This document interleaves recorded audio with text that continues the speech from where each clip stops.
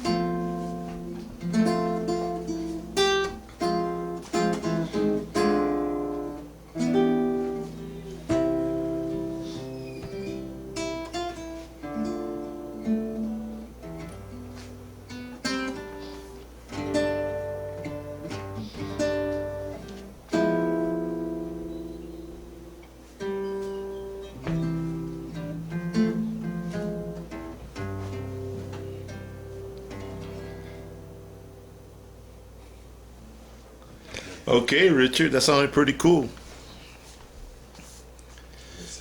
All right.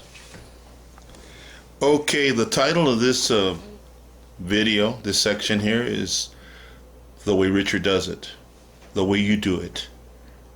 Okay, Richard, we're going to ask you a couple of questions this morning. Well, there's going to be several questions inside the house and outside in the stock loft, and let's get right into it.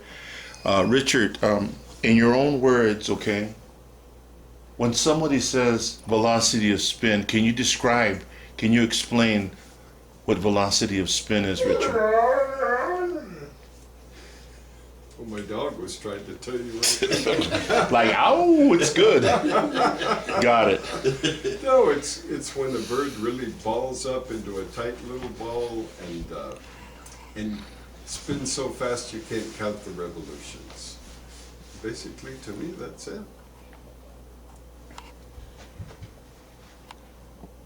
And when they're not doing what you describe, it ain't up to your standard. Then they're rolling. They're not really spinning. Mm-hmm. Okay, here's number 2, Richard. Does velocity of spin have a type? No, I don't think so.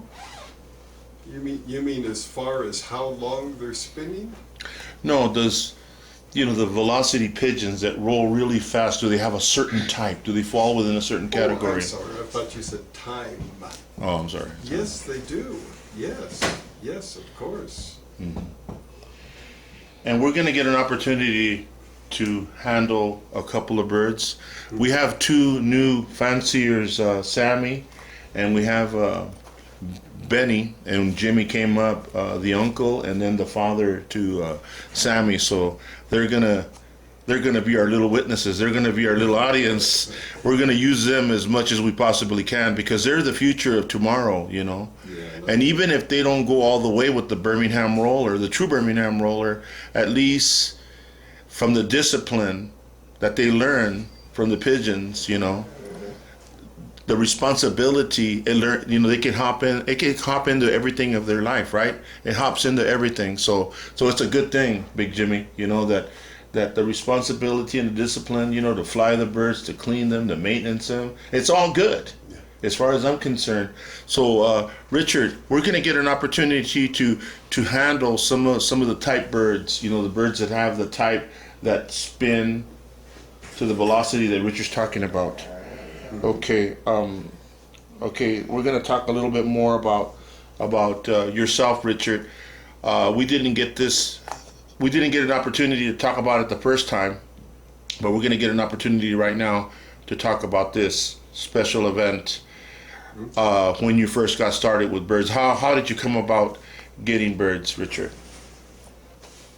The first birds that I got that really spun were from Homer Coder in the early 70s. And my son just came home one day and said, I met a neat old man, Dad, and he said, those birds that we have are not really spinners. He said, this man raises spinners. And so I ran with him to go meet Homer. And that's where it all started. It all started. And the family that you have right now is all yours, your family of birds. You've designed it the way it is right now. Oh yeah, I brought in a lot of different bloodlines and made a lot of different crosses. But now they're your birds. That's right. Okay. So you're a 2014 type of breeder type of guy.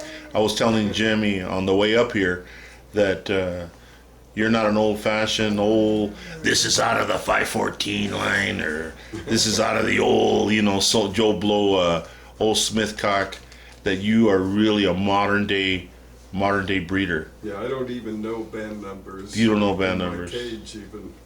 All right then. Okay, we're gonna get a chance to get back there and let's go handle some pigeons this morning. Okay. All right. Okay, the best way for me to start is to go back to the beginning, where I used to just fly birds, take the best spinners out of the kit and try breeding with them. Okay, but after years of doing that and studying body types and continuously going to the main kit and looking for the best spinners, you find out which are the birds that are producing the best spinners. And the birds that are producing the best spinners are the type that you want to breed with, okay? So then you've got to figure out, how do I reproduce the best type birds for breeding, okay? And I've gotten to where I produce the breeders in the breeder cage. The hens I can pull out of the kits. The hens are pretty easy, but the cocks take a lot of love and care. No, you have to produce the right type cock. You've got to have muscle in the body, and you don't want a long bird. And some people out there will disagree with me, but for me, the shorter bird outspins the long bird by quite a bit. Okay, and these two are what I consider two ideal breeder cocks. Would I fly them? No. Okay, but I use them to produce the birds in the air. And they've got the muscle in the body, they've got the apple body, okay? And you can see how wide they are here, and then it just all narrows down. And they're really nice birds, but more important is they carry the right ingredients. You can have a typey bird with the wrong ingredients and you have nothing. Okay, and the hens have got to be smaller than the cocks, but still very typey, still with an apple body. Okay, she's got the apple body too. And what I try to do here is I take the muscular cock on the smaller hen, and my goal is to produce cocks and hens that are approximately the same size. Okay? Because how many times do you hear the hens outroll the cocks? Well, there's good reason for that, because a lot of times the cocks are too big that people are flying. So if you get them approximately the same size, it'll do a whole lot better for you in the air. Okay, Richard, I've talked to you a lot about this, and I want to get this in the video. You do believe in a sizier cockbird, right? Yes. When they get too small, tell us what the fault is in that. Well, just again, you need that muscle. You need that muscle in the bird, and the smaller bird, you're going to lose a lot of that muscle. And you can try going the other way, try to get a sizier hen and a muscular hen, but it's much easier to breed with the cocks like this. This is more my comfort zone anyway. So Richard, when it comes to bringing in an outside pigeon, do you prefer to bring in a cock or a hen? Cock. And why is that? A cock, because a cock will represent what that stock has to offer. The cock is the one that throws all the firepower. You honestly believe that? I honestly believe that. And if somebody brings a hen, like if you bring in a hen, And I made it to one of my cocks. The fruit is going to come from the cock that I used on my side, not from the hen that they used on their side. And sometimes, if it's really, really, really an exceptional hen, it can go the other way, but not very often. the reason why we're talking about the apple body, you guys, the video is involving the way Richard does it, okay, guys? But you need to understand something. That Richard and I, we've talked about this, that there's a lot of roller guys out there that don't apply the apple body to their birds, and that's a big mistake, Richard, that you've told me before. Yeah, I believe that. I believe that. Some people get more of a funnel type body and the bird is too long. But see, nowadays a lot of the people are just going for raw score. They're not going for quality points. And a lot of the judges that are chosen are not really quality judges. When a quality judge comes on the flies, then a lot of times you hear bad names about. So if you don't pay attention to the body and the ingredients, everything that you apply to your birds, you're going to lack that speed. You're going to lack that style that you breed for. That's exactly so that's right. why the video is so important, you guys, because you have to pay attention to body type. You have to pay attention to what you bring in. Yeah. You don't want to bring in a small pigeon that lacks muscle. Yeah, especially a cockbird. Can I show you a small flyer cock? Sure. Okay, now in doing pairing like this, hopefully you'll end up with a cockbird that's about this size and still carrying the apple body, but it's going to be a good spinner. The bigger birds are going to hold the kit down. They're going to keep coming down early. The smaller birds are going to go up. And there's, when I say smaller, that can vary according to people's lofts. Now this you pulled him out of the kit box, Yes. but he can get sizier when you stock him out and everything, right? Well, he could spread out a little bit body-wise, just because after eating a lot, but he's going to stay the same size. Okay, so a bigger bird may not be good for the kit box, but he could serve as a stock bird. Yeah, absolutely. Yeah, for sure. Okay, I got it. So you don't have to get rid of the bigger birds, bigger, stronger birds. They can be used. No, and hens are easy to breed, but the cocks, to get the right cocks, to me, my comfort zone is to put pairs together that will produce the proper cocks. Okay? And this you really believe? I really do, because birds like this, people will breed and they say, man, look at the typey bird that I bred. Well, it was by accident. So then they use it, but it doesn't have to be by accident. You can breed those kind of birds in your loft once you realize what it takes to put them together. Okay, I got that. All right, then I think we covered that. Let's talk a little bit about your feather balance. Let's talk a little bit more about that. Can you share a little bit about that? Well, it's just, if you mate hard feather to hard feather over and over again, you get birds that'll come in at 1.5 years, 2 years. But if you take recessive red and you even hit them once with a good recessive red, you soften up the feather. All the youngsters carry recessive red. They're not recessive red, but they carry it. And their feather is automatically softer. Now, I know for a fact that you told me last year sometime that, you put some dark checkers together, and you told me this. You said, well, the mechanism of roll has been delayed. Now, this is a true thing that happens here with your birds? That when you put the dark checkers together, you lock up the roll a little bit, well, what they call the mechanism. Can you explain a little bit more about that, Richard? Yeah, just in the last 2 years, I have not done the recessive matings to my birds. So my birds are taking 8-9 months to start spinning, okay? But when I introduce the recessive reds, and now I'm putting together pairs that are producing the recessive red, so next year I'm going to hit them with recessive red again. And then they'll come in within 3 to 5 months. 3 to 5 months they start spinning. They're not completely mature at that age, but they'll start spinning pretty hard. Well, you know, it's not supposed to, but it does. The recessive red does work. But I've seen people go so much recessive red where they lose the velocity of spin, and you already know this is true. Yeah, they get the feather too soft, they lose the velocity, the birds don't have the control anymore. And on the other side of the token, when they go too much dark check, they lock up. Yeah, that's right. The mechanism of roll is delayed.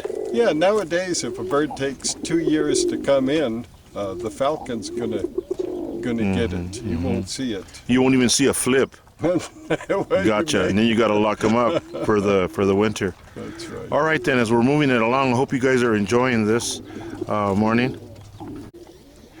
Okay, Richard, a question came up by Jimmy, Big Jimmy right here. If a bird that's a spinner that lacks body in the kit box, you won't use them as a breeder. Can you explain that? Yes. You can have a bird that's spinning really, really hard in the kit, but if it's not the right type to breed with, it's not going to produce real good for you. People wonder, well, this bird was such a great spinner, why doesn't it produce for me? But that's why. The type should be, you should narrow in more on the type. Well, I've always thought that, you know, in years past, that if that's all I got, well, then that's what you're gonna work with. But you need to understand that what Richard is saying, Jimmy, that if it lacks body type, you know, you can still enjoy the bird in the kit box. It's that when it comes to the construction of these ideal Birmingham rollers in the ground for the air, okay, the apple body has to be present.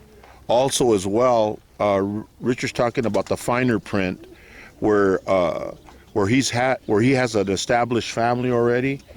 You don't want to bring in a bird that lacks body, especially a cock, because it's going to take you backwards. You see a lot of guys out there that are competing with the rollers. They're just going by what they see in the air and not applying the application that needs to be applied in the ground. Part of the ingredient is the apple body. Apple body in the hen, apple body in the cock. You astray from that, and before you know it, the bird, there'll be signs. They will lose the drop and the speed. Is that what you believe, Richard? Yeah, and you hear people saying, my birds produce 60% good birds.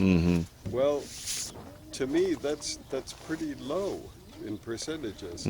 So if you learn how to build your breeders in the breeder loft, you build them and then you use them for breeding, and you judge the breeders by the quality of the birds that you fly, your percentages are going to go way up.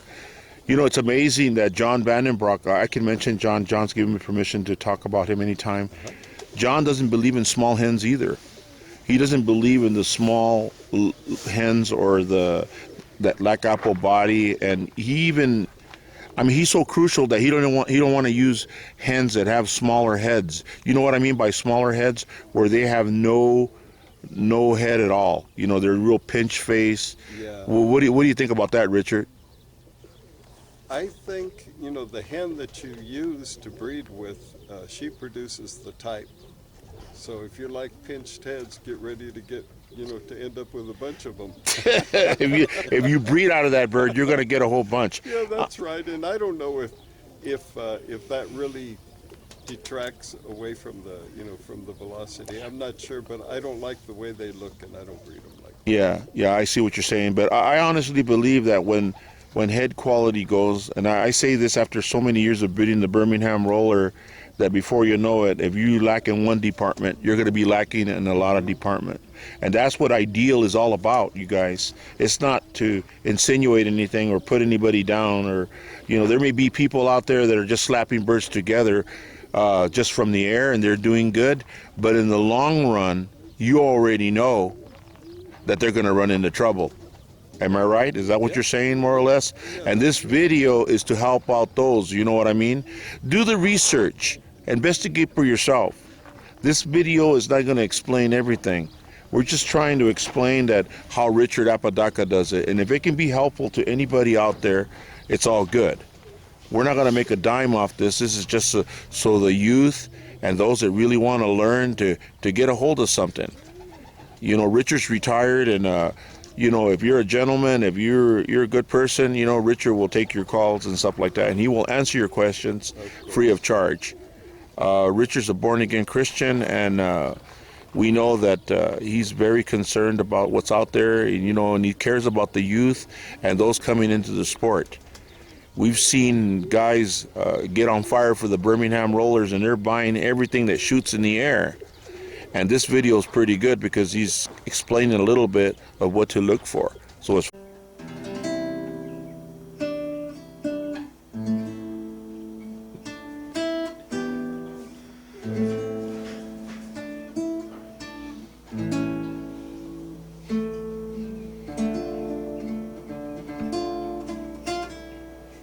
Mm-hmm.